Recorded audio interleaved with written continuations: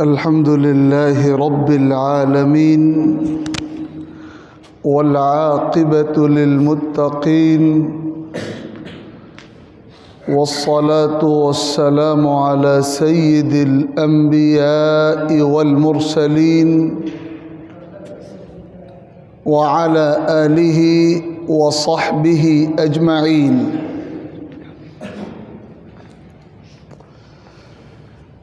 أما بعد فأعوذ بالله من الشيطان الرجيم. بسم الله الرحمن الرحيم. أفمن شرح الله صدره للإسلام فهو على نور من ربه. وقال تعالى: فمن يرد الله أن يهديه يشرح صدره للإسلام. صدق الله ربنا العلي العظيم.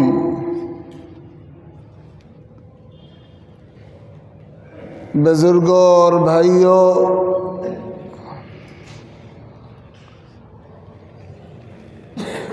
اللہ رب العزت والجلال نے اپنے فضل اور اپنی توفیق سے ہم کو اور آپ کو ایمان و اسلام کا نور عطا فرمایا ہے۔ دلوں میں ایمان کی روشنی آ جانا تمام سعادتوں میں سب سے بڑی سعادت ہے۔ جن کے دل کفر کی تاریکیوں میں ڈوبے ہوئے ہوں وہ، اور جن کے دل ایمان کے اجالے سے روشن ہوں، ہر شخص کی عقل یہی فیصلہ کرے گی کہ دونوں کبھی برابر نہیں ہو سکتے۔ وَمَا يَسْتَوِي الْأَعْمَى وَالْبَصِيرُ وَلَا الظُّلُمَاتُ وَلَا النُّورُ وَلَا الظِّلُّ وَلَا الْحَرُورُ وَمَا يَسْتَوِي الْأَحْيَاءُ وَلَا الْأَمْوَاتُ۔ آنکھوں سے دیکھنے والا اور نابینا دونوں برابر نہیں ہو سکتے۔ روشنی اور تاریکیاں دونوں برابر نہیں ہو سکتے۔ دھوپ اور سایہ دونوں برابر نہیں ہو سکتے، اور زندہ اور مردہ دونوں برابر نہیں ہو سکتے۔ تو اللہ تعالیٰ نے آپ کو ایمان کی دولت عطا فرمائی ہے۔ جو ایمان سے محروم ہیں وہ کبھی آپ کے برابر نہیں ہو سکتے۔ یہ اللہ تعالیٰ کا طے کردہ نظام ہے۔ ایمان کی روشنی ایسی اعلیٰ اور مقدس چیز ہے کہ اس کے سامنے کسی بھی چیز کی کوئی حقیقت و قیمت نہیں ہوتی۔ ہمیں ایمان و اسلام کی دولت عطا ہوئی ہے۔ ہمارا ایک کام تو یہ ہے کہ اپنے ایمان کو مرتے دم تک سلامت رکھیں۔ ہمارا دوسرا کام یہ ہے کہ اپنے ایمان کو روزانہ کی بنیاد پر ترقی دیتے چلے جائیں۔ ہمارا تیسرا کام یہ ہے کہ ہم اپنی عملی زندگی سے ایمان کا ایسا نمونہ پیش کریں کہ ہمارے ایمان کی روشنی دوسروں کے لیے کشش کا سامان بنے، ہمارے ایمان کا نور دوسروں کو منور کرے، ہمارے ایمان کی خوشبو دوسروں کو معطر کرے۔ ہم پیچھے چلنے والے نہ رہیں، ہم آگے بڑھ کر قیادت کرنے والے رہیں۔ ہم دوسروں کا دم چھلا نہ بنے، دوسروں کے لیے نمونہ، مثال، ماڈل، آئیڈیل بنے۔ اور ہمارا چوتھا کام یہ ہے کہ ہم ان بھائیوں تک اسلام و ایمان کا پیغام و دعوت پہنچائیں جو ایمان اور اسلام سے محروم ہیں اور جن کے دماغوں میں اسلام و ایمان کے تعلق سے غلط فہمیاں بھری ہوئی۔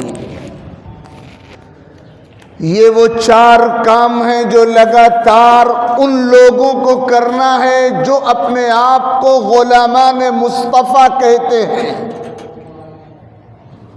جو ایمان کی دولت سے مالا مال ہیں، مرتے دم تک اپنے ایمان کو محفوظ رکھنے کی فکر، ہر مرحلے میں اپنے ایمان کو طاقتور، چمکدار، مضبوط اور مستحکم بنانے کی فکر، اپنے ایمانی کردار کا ایسا نمونہ پیش کرنے کا اہتمام کہ وہ دوسروں کے لیے مثال اور رہبر بن سکیں اور ان کا ایمان و کردار دوسروں کے لیے کشش کا سامان بن سکے، اسلام کی طرف پلٹ کر آنے کا باعث اور ذریعہ بن سکے، اور پھر غیروں تک اسلام کا پیغام اور ان کے دماغوں میں پیدا کی گئی غلط فہمیوں کی دھند کو چھانٹنے کا کام۔ یہ 4 ذمہ داریاں ہیں اور ہمیں یہ ذمہ داری سونپی گئی ہے۔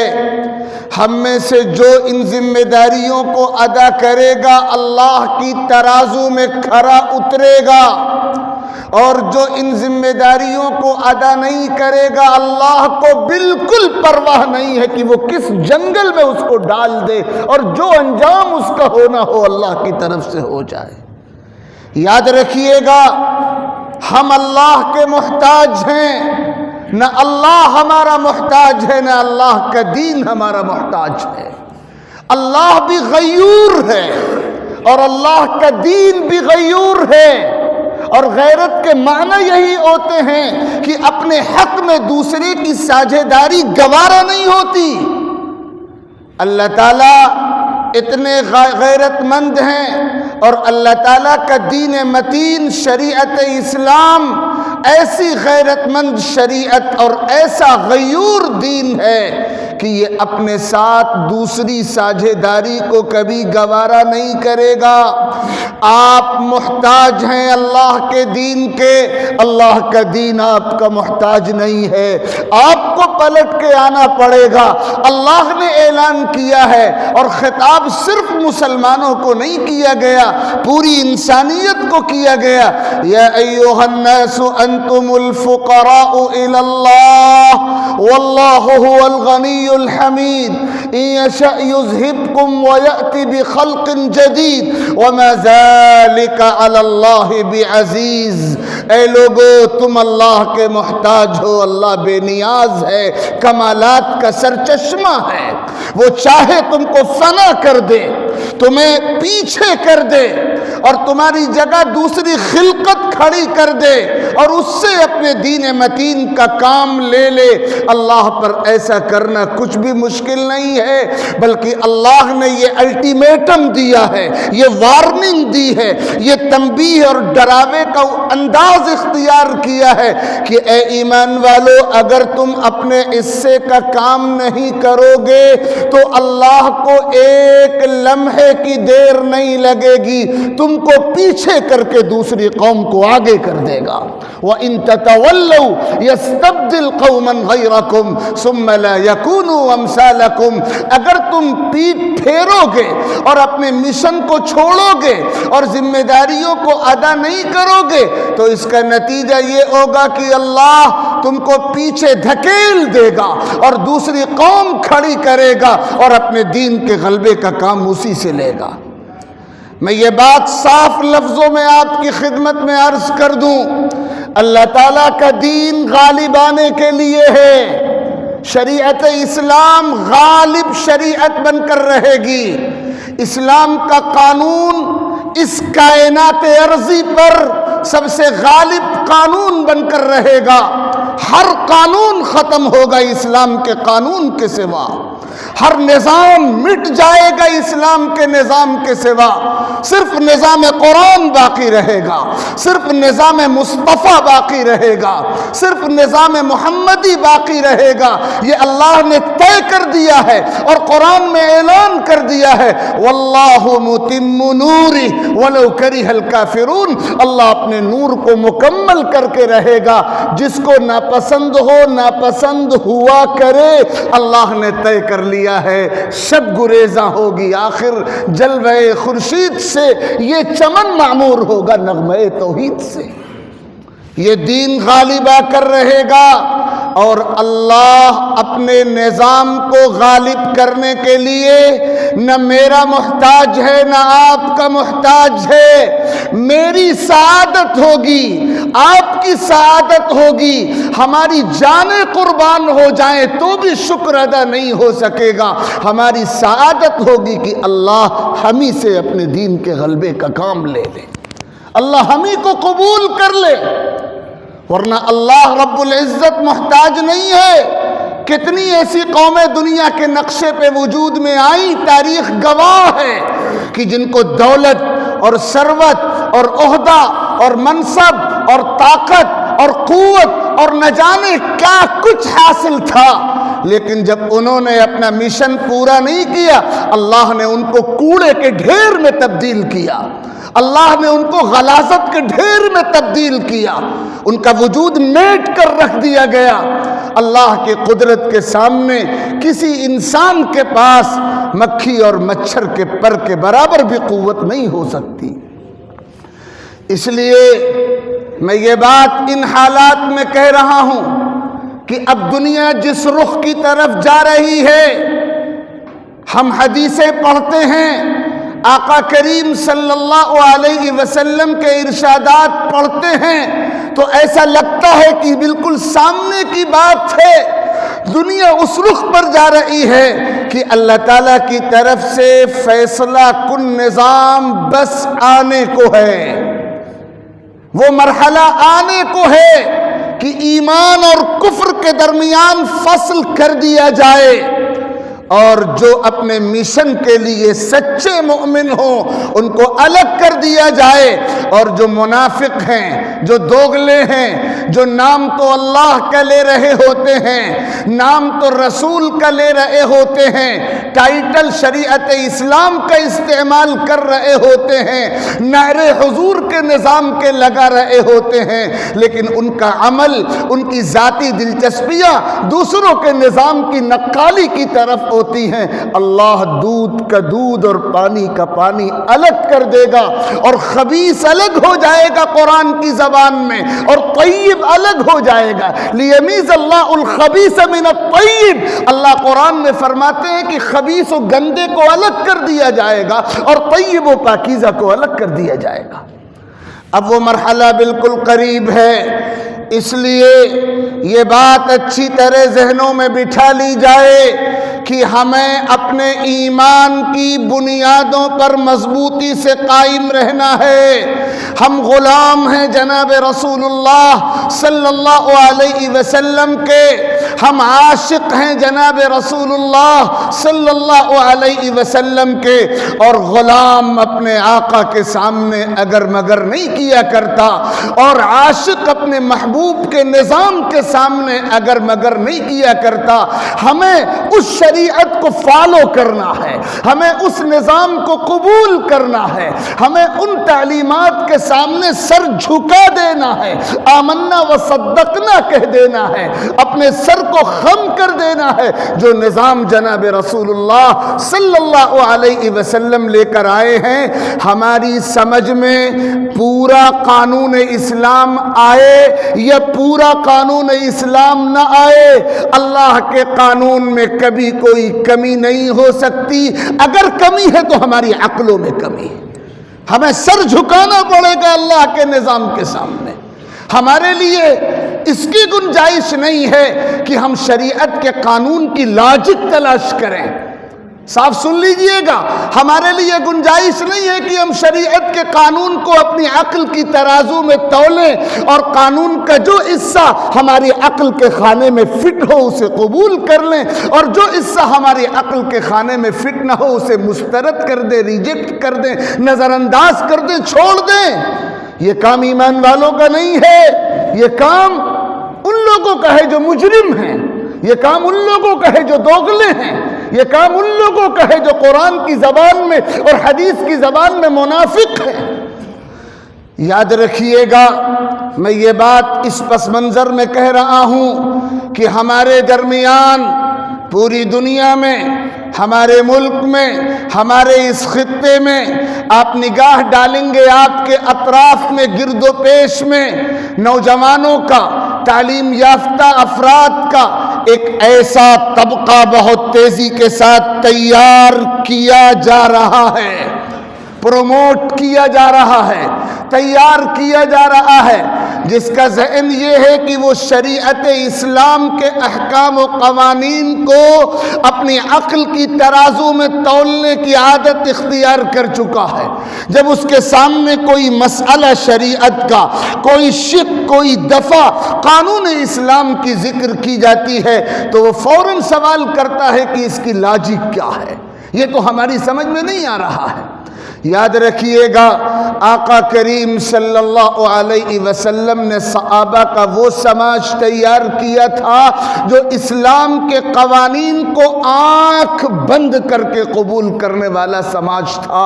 ان کی عقلیں ہماری عقلوں سے 100% زیادہ مکمل تھیں، لیکن کبھی ایسا نہیں ہوا کہ آقا کے زبان مبارک سے کوئی حکم آیا ہو اور انہوں نے اپنی عقل کی ترازو میں تولنے کی مہلت مانگی ہو۔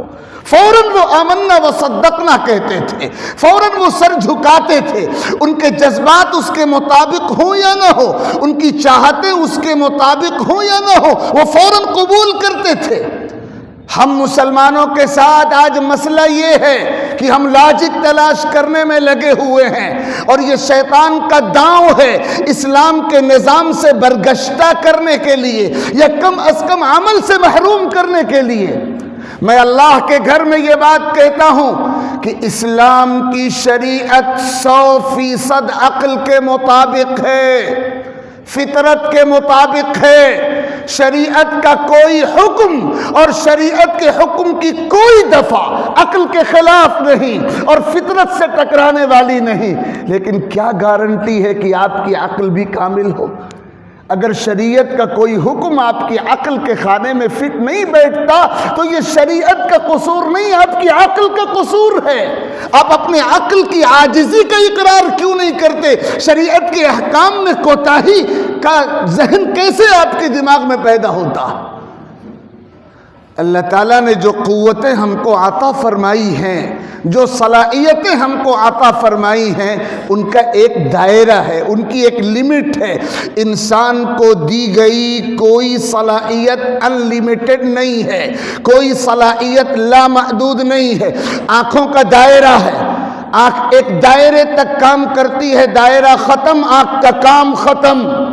کانوں کا ایک دائرہ ہے، ایک دائرے تک کان کام کرتے ہیں، دائرہ ختم، کانوں کا کام ختم۔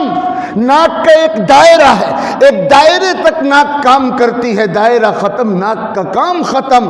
عقل کا بھی ایک دائرہ ہے، جو دماغ آپ کو عطا ہوا ہے، جو عقل آپ کو عطا ہوئی ہے، اس کا ایک دائرہ ہے۔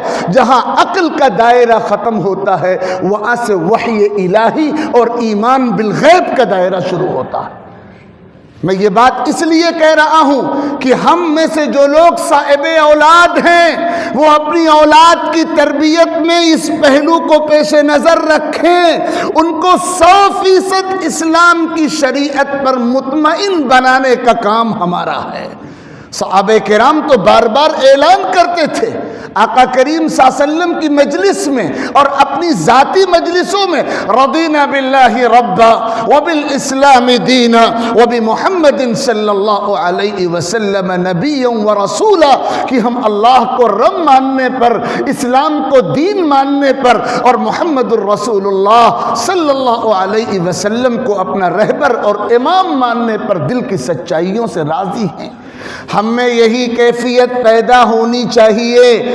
اسلام کے دشمن ہر دور میں یہ چاہتے رہے ہیں، اور اب تو انہوں نے پورا زور اسی پر لگا رکھا ہے کہ مسلمانوں میں ایک بڑی تعداد ایسی تیار ہو جائے جس کے دماغ میں اسلام کے احکام و قوانین کے تعلق سے خلجان، تردد، تذبذب، پس و پیش اور اعتراض پیدا ہو جائے۔ اس کے لیے پوری طاقت صرف کی جا رہی ہے۔ لہذا ان کوششوں کا جواب یہی ہے، ان سازشوں کا علاج یہی ہے، ہمارے کرنے کا بنیادی کام یہی ہے کہ ہم اپنے دماغوں میں، اپنے ذہنوں میں جو گرد ڈالی جا رہی ہے اس گرد کو صاف کریں، اور اپنی نوجوان اور نونہال نسل کی تربیت ان خطوط پر کریں کہ وہ ایمان و اسلام کے قانون و نظام پر 100% مطمئن ہو جائیں۔ اچھی طرح یاد رکھیے گا، نماز کا قبلہ بیت اللہ ہے، ہماری زندگیوں کا قبلہ نظام مصطفیٰ صلی اللہ علیہ وسلم ہے۔ افسوس جب ہوتا ہے کہ امت کو نماز کا قبلہ تو یاد ہے، زندگی کا قبلہ یاد نہیں ہے۔ ہمیں نمازوں کا قبلہ یاد ہے، اگر میں آپ سے یہ کہوں کہ یہ نماز آج اس طرف پڑھی جائے گی، آپ میں سے کوئی تیار نہیں ہوگا، کیونکہ آپ کو معلوم ہے قبلہ یہ ہے۔ اگر نماز اس طرف پڑھی جائے گی تو نماز کے کوئی معنی نہیں ہوں گے۔ آپ کو جیسے اپنی عبادتوں کا قبلہ یاد ہے، اور آپ قبلے سے منحرف ہونا گوارا ہی نہیں کر سکتے کسی کہنے والے کے کہنے میں آ کر، اپنی اصل زندگی کا قبلہ بھی تو یاد رکھیے۔ ہماری اصل زندگی کا قبلہ ہے نظام مصطفیٰ، جس کی پہلی بنیاد قرآن ہے، دوسری بنیاد سنت نبوی ہے، تیسری بنیاد سیرت نبوی ہے، چوتھی بنیاد اسوہ صحابہ ہے، پانچویں بنیاد اسوہ اہل بیت ہے۔ یہ نظام ہم کو دیا گیا ہے، ہمیں اپنا قبلہ یاد رکھنے کی ضرورت ہے۔ اللہ رب العزت مجھے بھی توفیق عطا فرمائے اور آپ سب صاحبان کو توفیق عطا فرمائے۔ حالات بہت خطرناک ہیں، ایمان پر نقب زنی ہو رہی ہے، اپنے ایمان کو سلامت رکھنے کی فکر کیجئے، اپنے نسلوں کے ایمان کو سلامت رکھنے کی فکر کیجئے۔ یاد رکھیے دنیا کی عزتیں بھی اسی سے جڑی ہوئی ہیں، اور اگلی دنیا کی سعادتیں بھی اسی سے مربوط کر دی گئی ہیں کہ ہم اپنے ایمان کو سلامت رکھنے میں کامیاب ہو جائیں۔ آمین۔ وآخر دعوانا ان الحمد للہ رب العالمین۔